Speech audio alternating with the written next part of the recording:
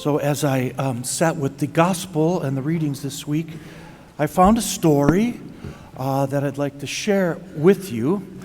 And it's a story about St. Charles Borromeo. Beautiful saint. We just celebrated his feast day not that long ago. One evening, he was playing cards with a few of his friends. The subject got around to death and dying. What would you do, it was asked, if all of a sudden it was revealed that you were going to die this very night? One person said, I'd run off to confession. Another said, I'd get down on my knees and pray. Someone else said, I would find my lawyer and make sure my will was in good order. Charles kept silent, continuing to look at his cards. Eventually, remarking on his lack of response, his friends asked him, well, Charles, what would you do? And he said, I'd continue to play cards. He was ready at any time. Simple, if you think about it, to ponder at the heart of the gospel, really. And the question is, will we be ready? And in reality, what does that mean? Ready for the coming of Christ. Ready for the kingdom of heaven. So Jesus brings us to this place today and kind of puts the question to us, are you ready? What does it take to be ready? Is it even possible for me to be ready by myself or whatever? And there's been a great deal that's been written about this parable, so much so that I couldn't talk about it all. So I thought about it again this week some more, and I thought, how should I present to you what this parable is getting at? Because there's so many things. And perhaps I thought I could summarize it from the first person point of view. But a few fundamental pieces for you from biblical scholars that have written so much. First, it's important to know that much of biblical revelation we see is the kingdom of heaven depicted as a wedding feast, and Christ as the bridegroom. And so we see it right here today, you and me sitting here in the church, because the church is the bride of Christ, and we are the church. So that's just something we should always keep in front of us, that's always depicted many times that way. Second, many of the scholars will say that the oil in this parable is the actual substance of our human nature, or our individual being, or our life. So if you think about that, it's an important concept to think about this oil that is to burn in these lamps is us. It's our very selves. It's not necessarily what we might bring, like, Lord, look, I've done all these things. Here it is, that's the oil. Well, that's great.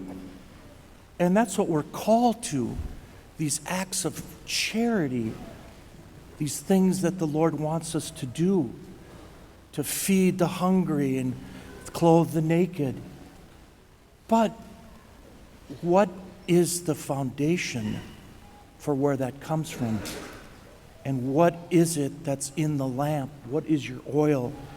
That is yourself. And how much of that olive oil is squeezed out that can keep the flame of our love for the Lord burning? So two very important concepts for you to think about. So here is the parable for you again, perhaps in a little different light, a little different look.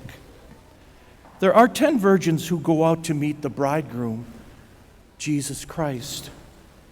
5 have given their lives entirely to Christ, loving the Lord with everything that they have. All that they have done, all has come from that love for Him. Thus, they have extra oil, and they've brought it with them. Every piece of the olive has been squeezed out. 5 others have gone out to meet the bridegroom, and they've gone with the same intentions. They want to meet the bridegroom. They want to go to the wedding feast. But they don't have enough oil to keep the lamp lit. And they have not given of themselves completely. They don't have a true loving relationship with Christ. It's not complete. They have held some things back. So give us some of your oil. I'm running out. I can't say one of the 5 who are full, their flask full, with them, go and buy some yourself. But wait a minute, aren't you supposed to give others? Give to them? Give me some of your oil. Yes, I am supposed to be charitable and give to others, but my oil is uniquely mine to give. What I have is my own life through suffering, offerings of love, things that are only mine, unique to me to give to the bridegroom. I can't produce for you the gift of yourself to give to Him. Only you can do that. But I don't have enough time. He is here. I know He is. He is here. And we hear that the 5 that have no oil left, that when they come back, the bridegroom has left and the doors are locked. Something to truly think about in that. I want to be charitable to you. I have to. I'm supposed to be. But I can't give you this thing that you need to develop through your life of surrender to the Lord, what that looks like to you uniquely. There's a favorite biblical commentary that I often go to when I work with this Gospel of Matthew, and it's written by a Levi Erasmo. And I want to close with what he says in this commentary about this reading.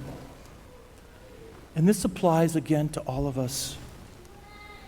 At that final moment, Christ will be looking for only one thing in me, the light that He has always wanted to kindle in me and bring forth from me, that unique flame that can flare up only if I have allowed my very heart and soul to catch the fire of His love.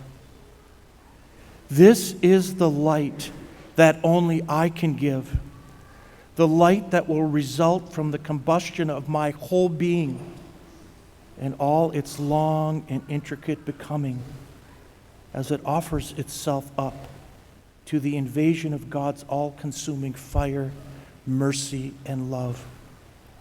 And so I leave you with this. Watch. You will never know the time when the bridegroom will come. Is your lamp full? Is your flame burning brightly for love of Him? He wants all of you, and He deserves nothing less.